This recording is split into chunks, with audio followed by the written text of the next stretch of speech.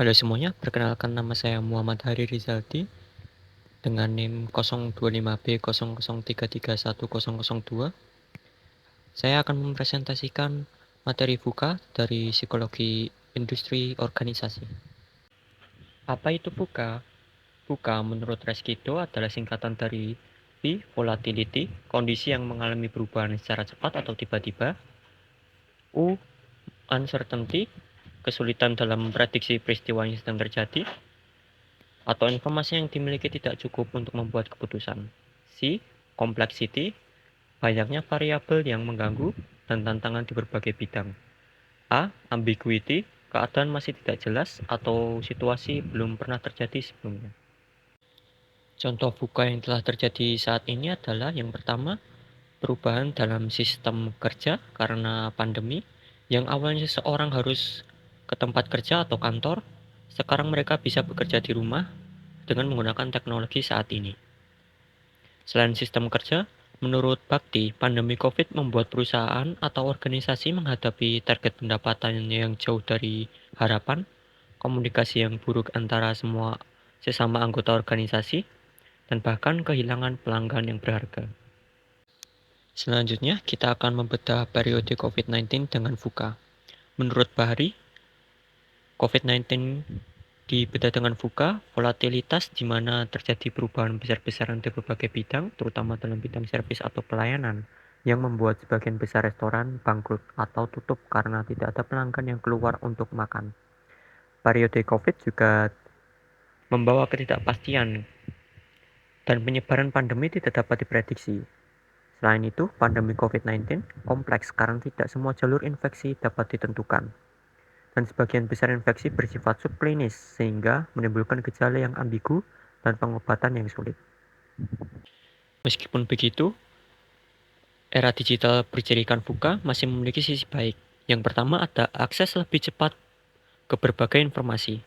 Yang kedua, maraknya media massa berbasis digital, khususnya media elektronik yang berperan sebagai sumber pengetahuan dan informasi masyarakat. Yang ketiga, kemampuan menggunakan dan menciptakan teknologi informasi dan komunikasi untuk meningkatkan kualitas sumber daya manusianya.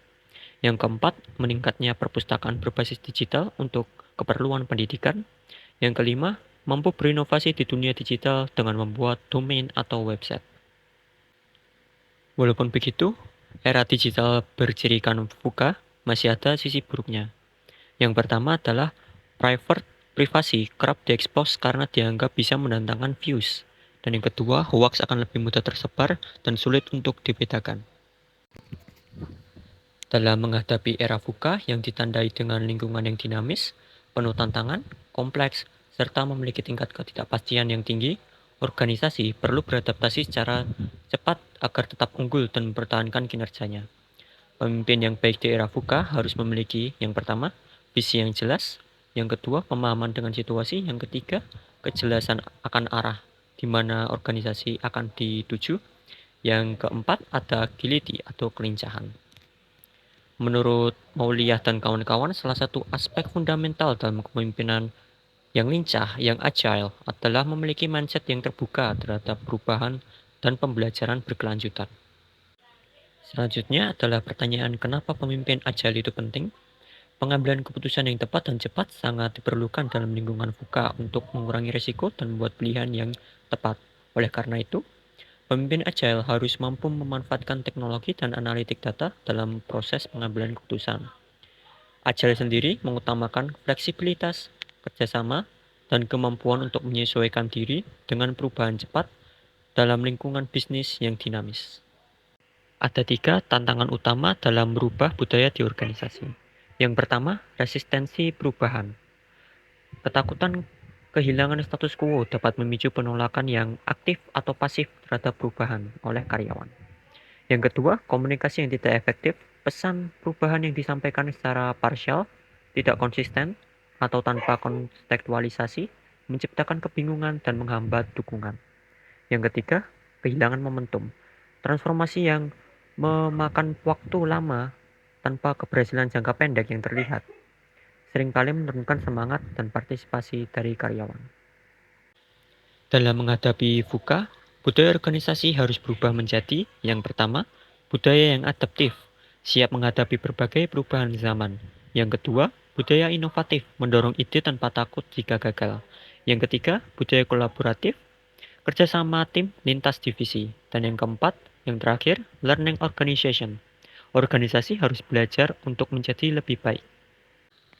Buka yang dapat terlihat di dunia kerja saat ini adalah masuknya AI yang merubah dan menggantikan peran manusia dalam berbagai bidang. Perubahan tersebut terjadi secara tiba-tiba dan secara serentak.